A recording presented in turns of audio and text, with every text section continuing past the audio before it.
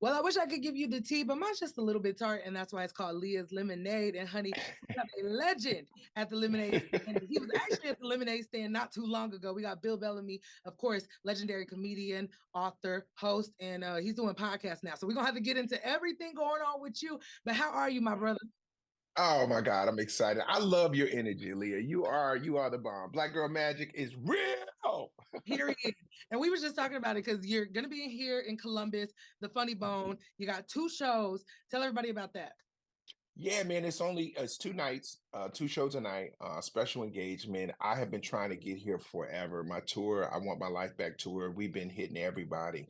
And it's just been fun, because people are back out again. People are going out, having a good time, the couples, the girls' night out, all that stuff. So that 2020 stuff is like, phew, that's in the rear view. And people, for whatever reason, love some Bill Bellamy right about now.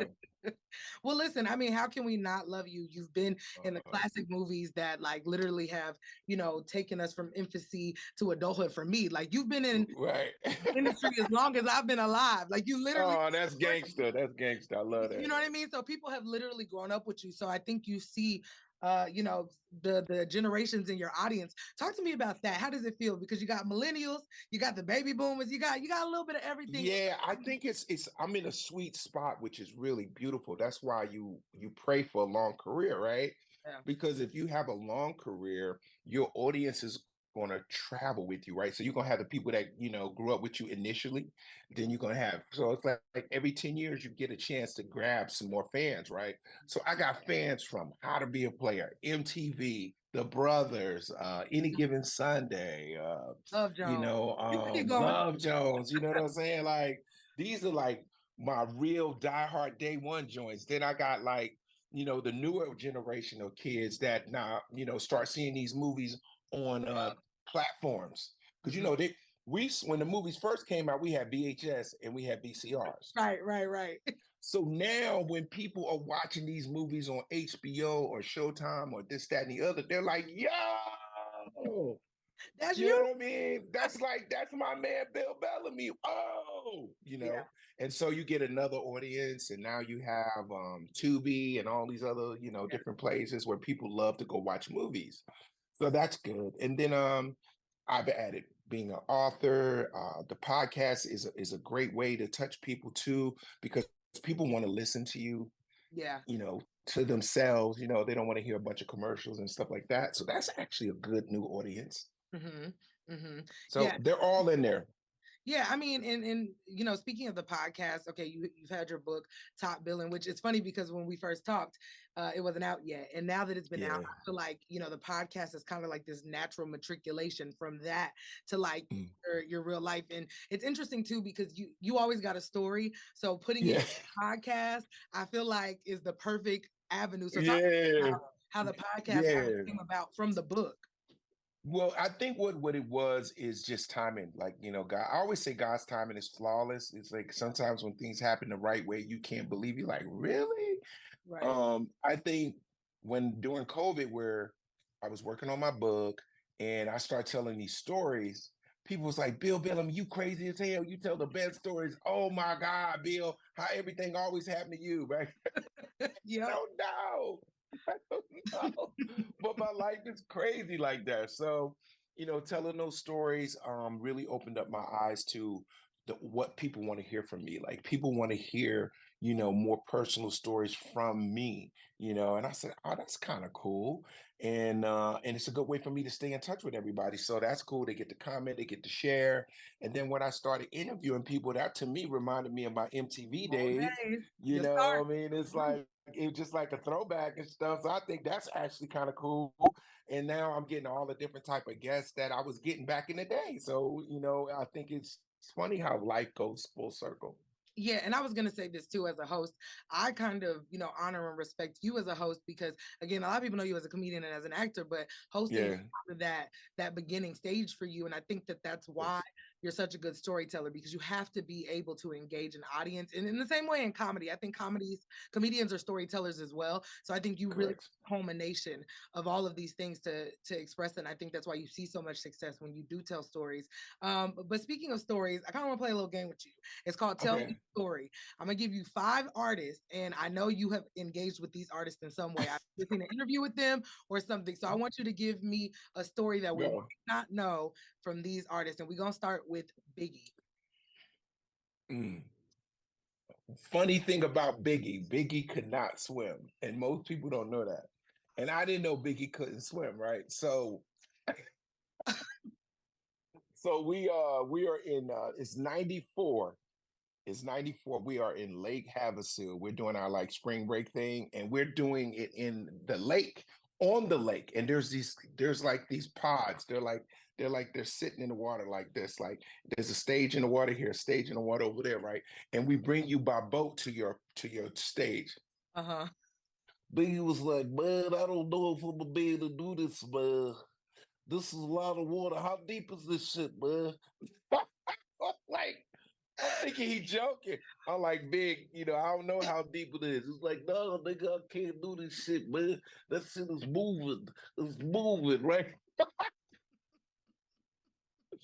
I thought I was going to die because I don't care how gangster you are. I don't care how much a thug you are. When you scared of something, whether it's snakes or rats, water, your whole shit changed. I see him turn into he was 4 years old. What if I drove, bud?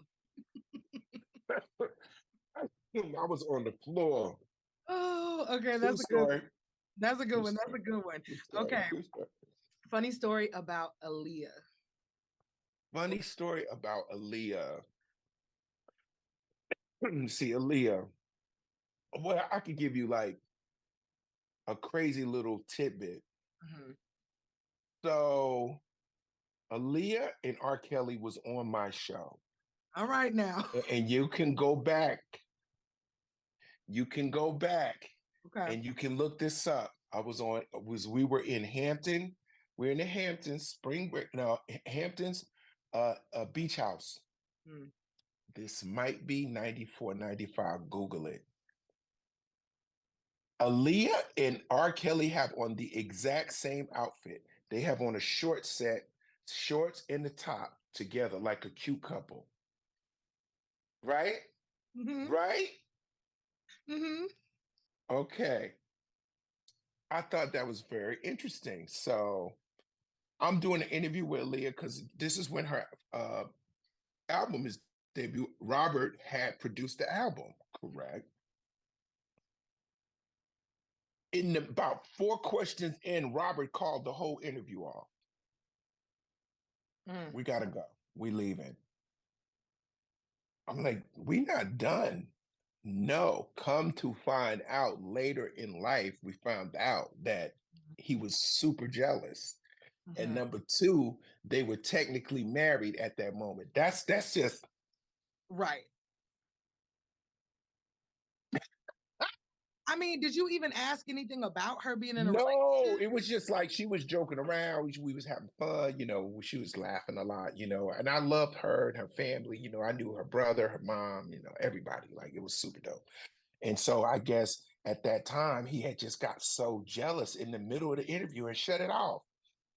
Because I was how to be a player at the time, Yeah. yeah. He was like, we're done. What was her demeanor like when he responded that way though? Was she just like, I'm sorry? Was it just like she got up and went, or she was just they went off to the side for a second, had a little sidebar or whatever. And it just got explained to me that they had to leave because they had another whatever, but that wasn't it. But at that time, so after that was so crazy, everybody was like, Bill, what happened? What did you do? Whatever. I was like, I ain't do nothing. I'm just sitting here talking. Y'all can look at the tape, like, whatever. And so, come to find out, they had just came back from the Bahamas or something. They had gotten married. I don't know if y'all remember that. They was married for a split second, like 2 months or 1 month or something crazy. But I ain't gonna say nothing. Next. Next. Okay. And this is my last one. Michael Jackson. Wow, Michael Jackson. I have a couple good ones with Michael Jackson. Okay. What people don't Well, know. what people don't know about Michael Jackson was that he was really small. Like that's what blew my mind because I thought Michael was tall. Like I thought Mike might be almost 6 feet tall. Mm. I want to say Mike was 5'9", Oh wow. 5'9", maybe 5'10" the most. And he was skinny as hell. Like nobody was the same weight they was in ninth grade. Mike was the same weight. Like, you know what I'm saying? Like he didn't gain no extra, he didn't have no like extra muscle shoulder. Mike could wear the same size 32 jeans that he wore in ninth grade, right? You know what I'm talking about? I was Oh my. like, Mike, you better eat something. You better eat something. He was real little though, like for real, like really slim. And I was like, dang man, he gotta eat. He gotta go to Burger King or something. Now he gotta eat. I'm done with you. I have a question though. So you have all these stories. I mean, you openly share so many stories. You've been in the craziest situations. Do celebrities call you back and are like, "Hey, Bill, stop talking"? Like the LL Cool J, and Jamie Foxx, like, bro, why you air that fight out? What No, because when you tell the truth, is what you gonna say? you, Now, if I'm telling a lie and I'm adding this and that and blah blah blah, then people can call you. But when you tell the truth, people just get quiet. They be like, oh, yeah, he did that. I'm weak. Now, speaking of that, people being mad at you though, I think it's interesting because in an interview you said back in the day, like when you were doing Def Comedy Jam, like genuinely everybody was super supportive of each other. Like Bernie Mac, Chris Tucker, like all of y'all were genuinely like embracing one another and wanted each other to win. But like, have you ever had any celebrity beef? Like, has there ever been somebody who has been like, oh no, I don't fuck with that Bellamy guy, other than R.Kelly? Other than R. Kelly, but me and R. Kelly became like cool. That was just in that moment. But I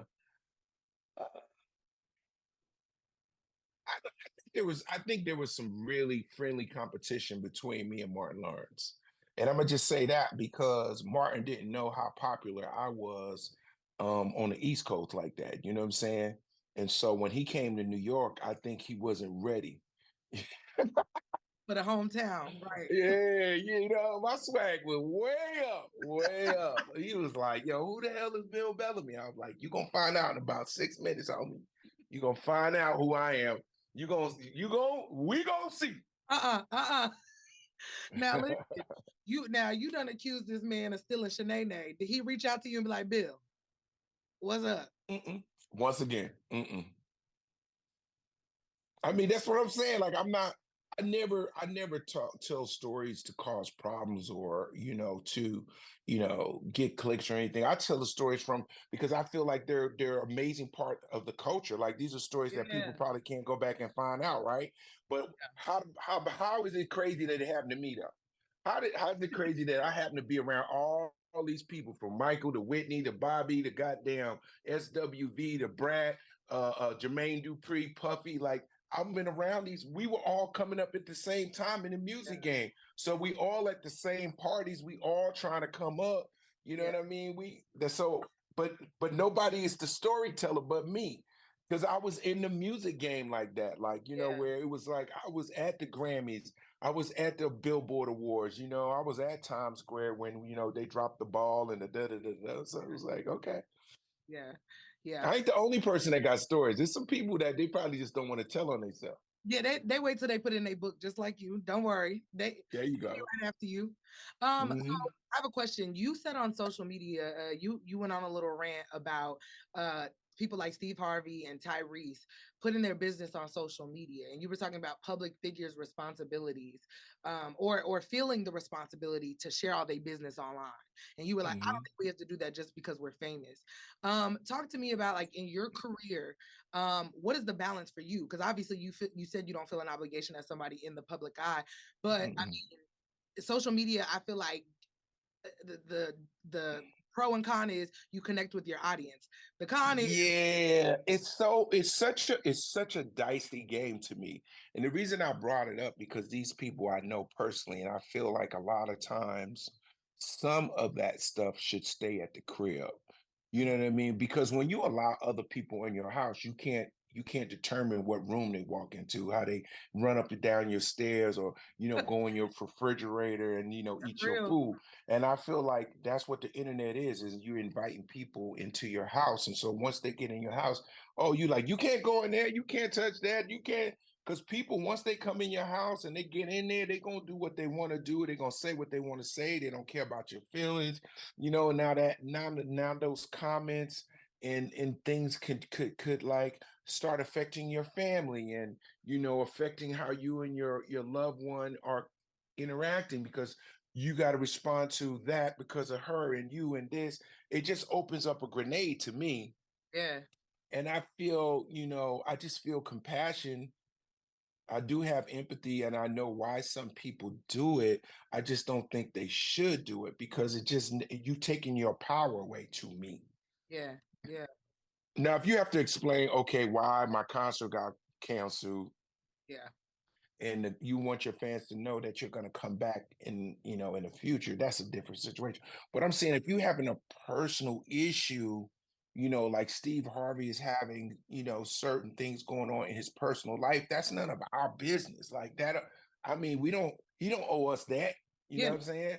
But people put so much on it that you feel like you gotta say something. Damn. Especially because the internet kind of creates these lies, right? So it's like Golly. I gotta nip it where it started. But Yeah. I get your point too, because it is a battle. Because sometimes, like, I think every celebrity should take out of the good book of a Beyonce and a Jay-Z, because they don't say shit about nothing. Okay, they let us That, believe what we want to believe. say what you want to say about the Beehive. Go ahead. Listen, but no, Beyonce ain't getting on Instagram telling you nothing. She ain't answering none of your questions. She ain't letting you in. She gonna let it die out or whatever, right? And I think that's actually kind of smart, because nobody can say they tripped you up on nothing. Nobody can go back and forth with you, blah, blah, blah, blah, and get the power over you. So I mean, that's a very smart way to do it. But how many people do that? Like, think about it. No, very few. yeah, and then I think it's also like the amount of social media you take in. Because I ain't gonna lie, like when the world is coming for your neck, you be wanting to respond. So Yeah, I feel like I don't know. I'm kind of old school with it. You know what I'm saying? Like, if you got a phone, then call me. that's why If you. it, I mean, you got a phone. So if you got a phone, that means you can call somebody. Then call me, and let us work out whatever the problem we have. I don't feel that I need to go to social media for social media to tell you Bill got something to say about you, and then you got to go back to social media to call me. Just call me direct. We don't need all these. We don't need a crowd to handle a grown man situation. Ooh, and ooh, okay, period. Okay, That's what I I feel. don't want to hold you up because I know you got a lot to do today and a lot to prep. Yeah, I'm getting ready for my show tonight. One at 7:30, I think, and 9:45. It should be a lot of fun. And then Saturday we are sold out. So I love, love, love Columbus. Thank you for the love. And Leah, you my boo-boo. You my little sis. You are my little lemonade. You my little lemonade. I love you too, and I appreciate you always stopping by the Lemonade Stand. Let everybody know your social medias or where they can go to get tickets or more information about you. Okay, well, follow me on social media, especially on Instagram, because I love to post a lot of funny stuff at Bill Bellamy. I am blue checked all day, every day. You can follow me also on my podcast on Spotify at Top Billing with Bill Bellamy, and it's also the same on Apple Music, and YouTube. I'm everywhere. Let's Yep. go. Make sure you get his book too, because he is telling stories just like he just did. Just like that. Well, Bill, thank you as always. I appreciate you so much. And Thank you, man. grab a cup, throw it back, and sip on all of that.